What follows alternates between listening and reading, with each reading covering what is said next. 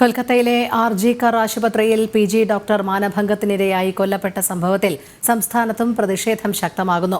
Kozhikode beach ആശുപത്രിയിൽ PG. ഡോക്ടർമാർ OP. അടക്കം ബഹിഷ്കരിച്ച് പ്രതിഷേധിച്ചു. ദിസ്ന സുരേഷ് തയ്യാറാക്കിയ റിപ്പോർട്ടിലേക്ക്. കൊൽക്കത്തയിൽ പി.ജി. ഡോക്ടർ ദുരൂഹ സാഹചര്യത്തിൽ മരണപ്പെട്ട സംഭവത്തിൽ വലിയൊരു രീതിയിലുള്ള പ്രതിഷേധം തന്നെയാണ് കോഴിക്കോട് ബീച്ച് ആശുപത്രിയിൽ നടക്കുന്നത്.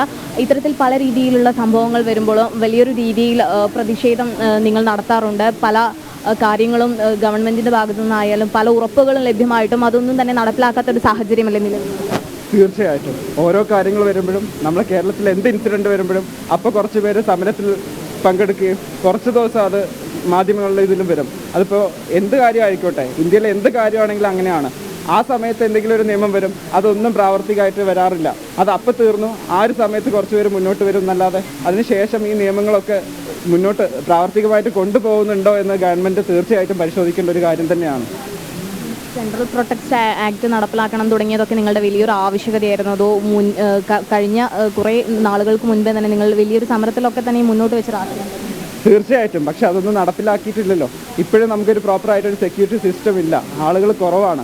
പക്ഷേ ബാക്കിയുള്ള സ്റ്റേറ്റ് വെച്ച് നോക്കുമ്പോൾ കേരളത്തിൽ ആ ഒരു കാര്യത്തിൽ കുറച്ചുകൂടെ മുന്നിലാണ്. വേറൊരു സ്റ്റേറ്റിൽ പോകുമ്പോൾ ഈ സെക്യൂരിറ്റി സിസ്റ്റമോ കാര്യങ്ങളൊന്നുമില്ല. ഇപ്പോൾ ഇന്നലെ ഏകദേശം ഒരു 1000 ആളുകളോളം, 1000-ൽ കൂടുതൽ ആളുകളോളം ലോക്കൽ ഗുണ്ടാസ് എന്ന് തന്നെ വേണമെങ്കിൽ പറയാം, അവർ ഹോസ്പിറ്റലിൽ കയറുകയും കാഷ്വാലിറ്റി അടക്കം എല്ലാം അടിച്ച് തകർക്കുന്ന ഒരു അവസ്ഥയാണ് നമ്മൾ കണ്ടത്. നമ്മുടെ നാട്ടിലെ സ്ഥിതി ഇതാണ്.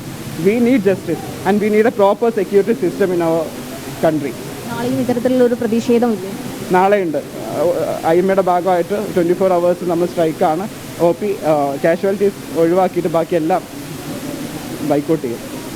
വലിയൊരു രീതിയിലുള്ള പ്രതിഷേധം തന്നെയാണ് ഇവിടെ നടക്കുന്നത്. ഇവർ പറയുന്നത് ഇവർക്ക് ആവശ്യമായ സുരക്ഷാ സംവിധാനങ്ങളൊക്കെ തന്നെയും ഒരുക്കണം എന്ന് തന്നെയാണ് ഇവർ പറയുന്നത്. പ്രധാനമായും ഇവർ മുന്നോട്ട് വയ്ക്കുന്ന ആശയം അത് തന്നെയാണ്. 9 മണിക്കാണ് ഈ പ്രതിഷേധം ആരംഭിച്ചിരിക്കുന്നത്. 11 മണി വരെ 2 മണിക്കൂർ OP അടക്കം ബഹിഷ്കരിച്ചുള്ള ഒരു പ്രതിഷേധമാണ് നടക്കുന്നത്. നാളെയും IMAയുടെ നേതൃത്വത്തിൽ ഇത്തരത്തിലൊരു പ്രതിഷേധമുണ്ട്. ഈ പ്രതിഷേധത്തിന്റെ ഭാഗമായും ഇവർ ഉണ്ടാവുമെന്ന് തന്നെയാണ് പറയുന്നത്. ഇവർ പറയുന്നത് വി വോണ്ട് ജസ്റ്റിസ്, സുരക്ഷിതത്വം ഞങ്ങൾക്ക് വേണമെന്ന കാര്യം തന്നെയാണ് ഇവർ ആവശ്യപ്പെടുന്നത്.